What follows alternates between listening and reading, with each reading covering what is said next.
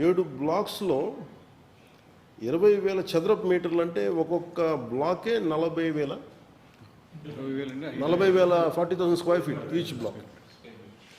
So 20,000 చదరపు అడుగులు కాదు, 20,000 చదరపు మీటర్లు. సో ఈ అన్నిటిని కలిపి 9.88 ఎకరాల రిషికొండ మీద నిర్మించారు. దీన్ని సిఆర్జెడ్ రూల్స్ వైలేట్ చేశారు, అనుమతులు మించి కొండను దెబ్బేశారు, పర్యావరణం కూడా చాలా దారుణంగా దెబ్బతింది. నేషనల్ గ్రీన్ ట్రిబ్యునల్లో కూడా కేసులు వేశారు.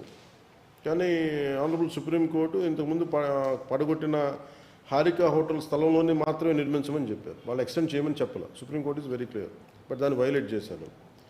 గొడవ హైకోర్టుకి వెళ్ళి minister of environment, forest, government ఫండ్స్ని ఇక్కడ జరిగిన నష్టాన్ని, అతిక్రమణని, పర్యావరణంపై ప్రభావాన్ని అంచనా వేయమని ఆదించింది హైకోర్టు, ఆనరబుల్ హైకోర్టు. దీనికి ఎక్స్పర్ట్స్ బృందాలు వచ్చినాయి, విచారణ చేశారు, వైలేషన్స్, అతిక్రమణలు అన్నిటినీ ధృవీకరించారు. అండ్ ఫైనల్ తీర్పు ఇప్పుడు పెండింగ్లో ఉంది.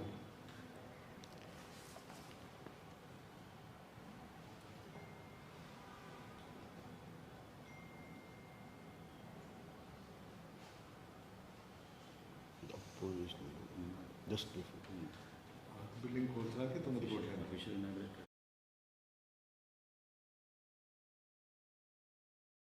కట్టుకొని ఇది టూరిజం బిల్డింగ్ లాగే పెట్టారు. అంటే టూరిజం బిల్డింగ్కి ఎక్కడ కూడా అలాంటప్పుడు మనం ప్రతి ఊరు ఇలా కట్టాలి.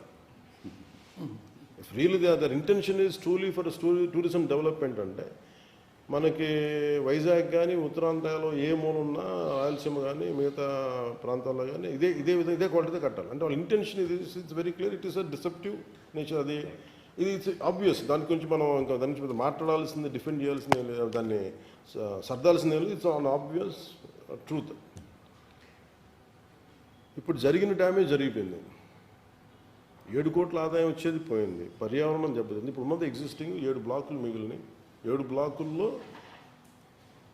అసలు ఎంటైర్ 164 కోట్లు 2 ఫేజుల కింద 7 బ్లాక్స్, 7 బ్లాక్స్కి.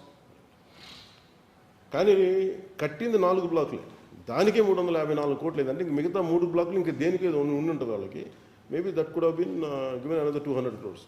అంటే దాదాపు వాళ్ళు ఒక 650-750 కోట్లు వాళ్ళ కూర్చోవడానికి, లేదంటే వాళ్ళు ఇంకా అది ఒక డిఫరెంట్ ఒక పొలిటికల్ జర్నీ. నేను ఆ రట్లోకి, ఆ మర్క్లోకి నేను దిగట్లే, ఆ చెత్తలో. ఇప్పుడు మన యాజ్ ఎ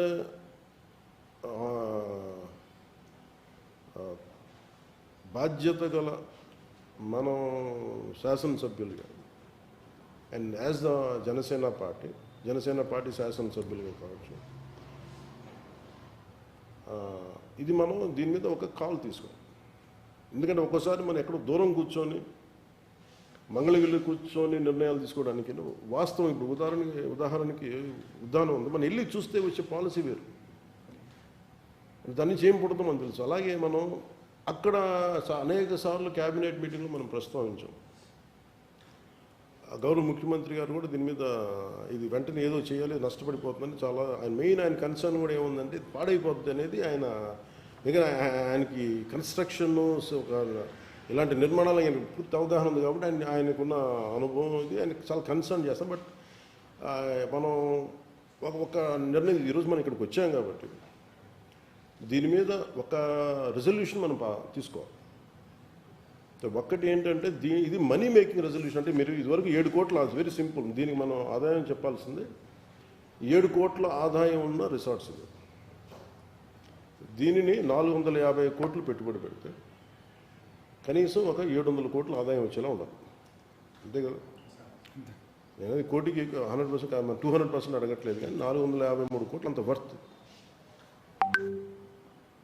దాదాపు కూర్చోబెట్టి మొత్తం పెడితే ఇంకొక 50 కోట్లు అంత పెట్టుబడి పెడితే ఎలా చేయాలని నాకు నిజంగా ఇప్పుడు వస్తున్నప్పుడు మన టూరిజం శాఖ మా చిల్లు దుర్గేష్ గారితో మాట్లాడుతుంటే చాలాసార్లు క్యాబినెట్లు ప్రస్తావించారు, మనోహర్ సార్ ప్రస్తావించారు. అందరూ ఏమన్నారంటే దీని ఏదో ఒక ఆదాయం. మరి నేనైతే ఇంకొంచెం ఎక్స్టెండల్ ఇంకోటి చెప్పాను, అసలు టోటల్ నాదంతా ఈ ప్రాఫిట్లెస్ మేకింగ్ ఏది ప్రపోజల్ చెప్తే దాన్ని స్కటిల్ చేశాను. ఉద్దేశం మంచిదైనప్పటికీ దాన్ని అంటే మనం దీంట్లో ఏంటంటే it's tourism department property, government of AP property. It's better it should be remain as AP government property కింద ఉండిపోవాలి. ఇంకా దీన్ని అమ్మడాలు ఇమ్మడాలు పెట్టకూడదు. ఇది ప్రైమ్ ప్రాపర్టీ. దీన్ని ఎందుకంటే గవర్నమెంట్కి కొంత ప్రాపర్టీ లైక్ సింగపూర్ గవర్నమెంట్ మళ్ళీ దీన్ని ఇంకా తనఖాలు పెట్టడానికి అలా కాకుండా గవర్నమెంట్ ఆంధ్రప్రదేశ్ సింగపూర్కి ఎలాగ ఆదాయం ఉంటుందో గవర్నమెంట్ ఆంధ్రప్రదేశ్కి ఆదాయం కావాలి. తద్వారా ప్రజలకు ఏదైనా కార్యక్రమాలు చేసినా సంక్షేమ కార్యక్రమాలు చేసినా మనీ అనేది ఉండాలి. మనీ రేసింగ్కి ఇదొక వీళ్ళు డ్యామేజ్ చేశారు. ఇంక వీళ్ళని పొలిటికల్గా వీళ్ళు చేసింది ఏంటనేది అది సపరేట్ సభలో మనం మాట్లాడదాం. కానీ ఇప్పుడు మనం తీసుకోవాల్సిన నిర్ణయం మీరందరూ కూడా ఒకసారి ఆలోచించాల్సింది. దిస్ షుడ్ బికమ్ అంటే ఇది ఒక ఆదాయాన్ని సమకూర్చే ఇదో మన ఈ entire complex then is confined to tourism.